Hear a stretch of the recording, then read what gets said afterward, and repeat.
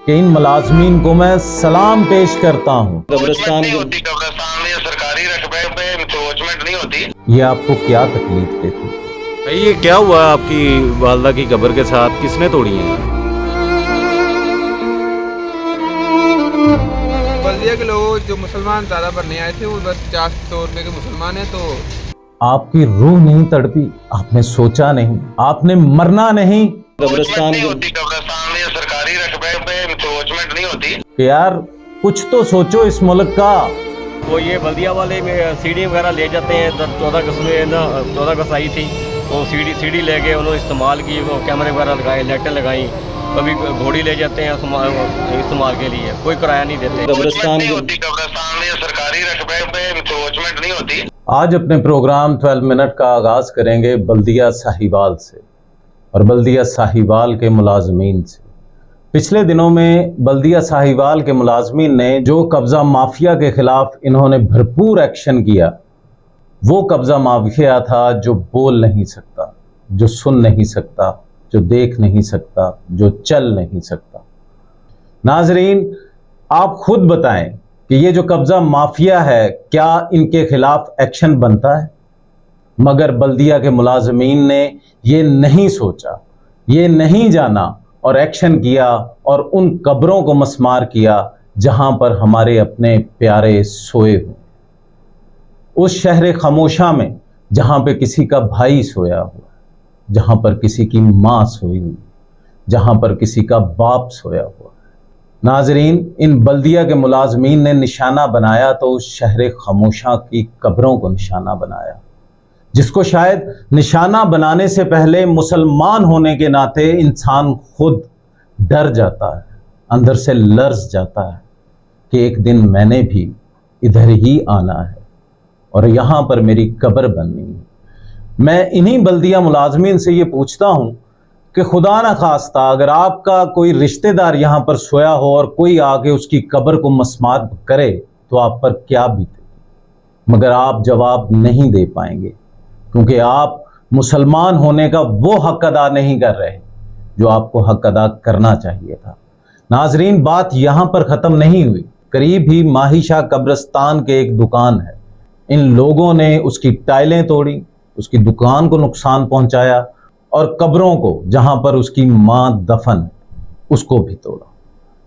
नाजरीन, अभी आपको उसकी एक रिपोर्ट दिखाते हैं और उस रिपोर्ट को ज़रा देखिएगा। कि वालदा की कब्र को भी मस्मार कर गए। वालदा की कब्र थी, वो हमारा मेरी जो दुकान है सामने सीमेंट बजरी की ना, जी जी। वो ये बल्दिया वाले में सीढ़ी वगैरह ले जाते हैं। 14 अगस्त में ना 14 अगस्त आई थी, वो सीढ़ी ले गए, उन्होंने इस्तेमाल की, वो कैमरे वगैरह लगाए, लाइटें लगाई। कभी घोड़ी ले जाते हैं इस्तेमाल के लिए, कोई किराया नहीं देते, पैसे भी नहीं देते? पैसे भी नहीं देते, लेकिन वो मेरा सामान भी तो नहीं, पैसे? कोई सामान पैसा नहीं दिया इन्होंने, बिल्कुल इन्होंने कुछ भी नहीं दिया, बल्कि मेरा वो 25-30 हज़ार रुपये। आपने कमिश्नर साहब को कोई दरखास्त दी हो? अभी तक वो कोई नहीं दी, लेकिन सोच रहा हूँ, लेकिन क्या करूँ अब। ये बल्दिया वाले आपका कितना को नुकसान करके गए हैं? घर का भी और कब्र का भी? घर का भी, या सामने मेरी दुकान है सीमेंट बजरी की ना, सीढ़ी में साथ ही पड़ी थी, मेरे वालिदैन की कब्र है जी। और वो सारी फेंके, वो क्या क्रेन आई है उसके साथ तोड़ फोड़ की है। भाई ये क्या हुआ आपकी वालदा की कब्र के साथ, किसने तोड़ी है?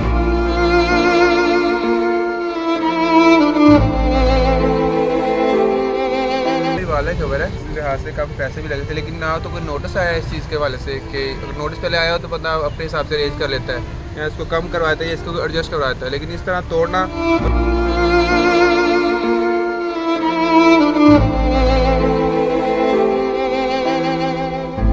तोड़ के सारी चीज़ें कब्र के ऊपर ईंटें पड़ी हुई थी। वो तो आप देख रहे हैं यहाँ पे आपकी कब्र भी मस्मार कर दी है, शहीद कर दिया इन्होंने। इस तरह किया हुआ है तो ये तो गलत बात है बहुत ज़्यादा। तो आपने कोई एप्लीकेशन देने का सोचा है कि आपको हम वो इंशाल्लाह मंडे वाले दिन एप्लीकेशन देंगे, तो कि कम से कम नोटिस देना चाहिए इन्हें पहले? जी इंशाल्लाह मैं मंडे वाले दिन एप्लीकेशन भी देंगे और इन्होंने भी, इनको भी नोटिस देना चाहिए था।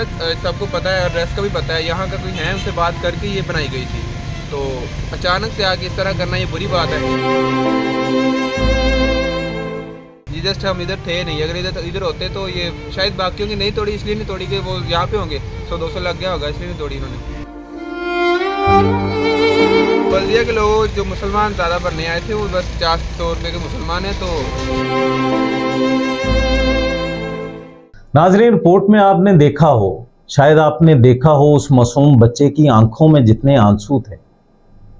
ये बल्दिया के मुलाजमीन ने तोड़ना सीखा है, जोड़ना नहीं सीखा।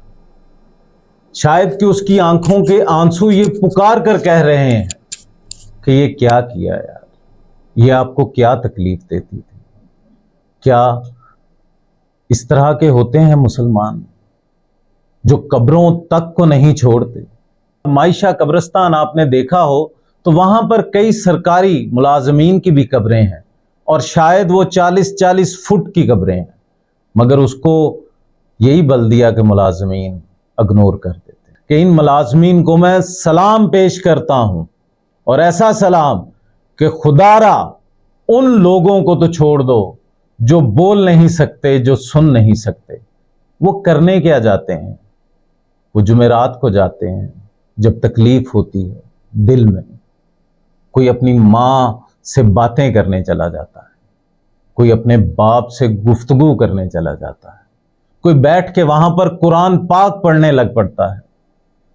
क्या ये लोग माफिया हैं? क्या इनके खिलाफ एक्शन किया आपने? आपकी रूह नहीं तड़पी? आपने सोचा नहीं?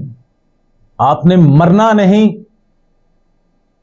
क्या पाकिस्तान में अब इसी की कमी रह गई थी कि उन कब्रों को निशाना बनाए, उन लोगों को निशाना बना रहे हैं कि यार कुछ तो सोचो इस मुल्क का। जो जिंदा हैं वो भी मर रहे हैं, जो मर रहे हैं उनको भी नहीं देख रहे हो, उनको भी तकलीफ दे रहे हो। इस महंगाई के दौर में एक कब्र बनाने पे जितना खर्चा आता है 25 से 30 हजार के करीब आता है। आप आए, आपने वो कब्रें तोड़ दी, जोड़नी किसने? वही गरीब लोग जो इस महंगाई की चक्की में पिस रहे हैं, वो दोबारा पैसा लगाएं उन कब्रों पर।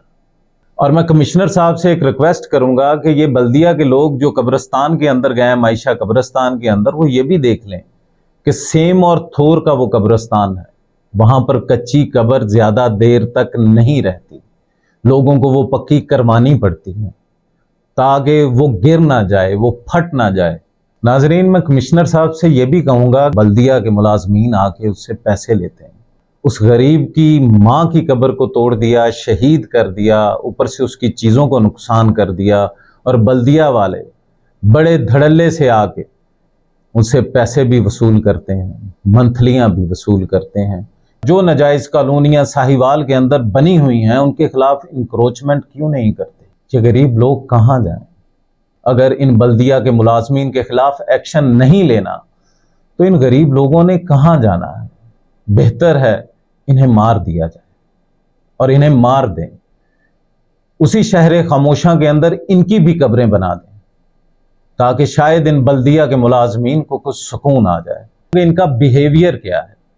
मेरी अभी इशफाक लोधी साहब से बात हुई तो उसने तो इस पे बात करना पसंद नहीं किया। कब्रिस्तान नहीं होती, कब्रिस्तान में सरकारी रकबे पे इंक्रोचमेंट नहीं होती। अब तो मैंने कहा कि लॉ के मुताबिक एमओएस की ड्यूटी है, एमओएस से पूछ लें। वो एमओएस का नंबर कौन सा? आप मुझे नंबर दे दें उसका। मेरे पास नहीं है, रियासत का सीनियर है, रियासत का अफसर है वो। अगर आपको लगता है कि एक आम आदमी के साथ इसकी गुफ्तगू ये होगी तो गरीब आवाम के साथ इसका क्या हाल होगा। उसके अलावा municipal officer services Abbas MOS, उसके फ़ोन पे हमने ट्राई किया मगर वो फ़ोन सुनने के लिए तैयार नहीं। मेरी अपील है कमिश्नर साहिवाल से, वज़ीर आला पंजाब से और आला हुक्काम से कि खुदारा साहिवाल के बल्दिया ऑफिसर्स के ख़िलाफ़ सख्त एक्शन लिया जाए ताकि हमारे जैसे गरीब लोगों की कब्रें महफूज हो सकें।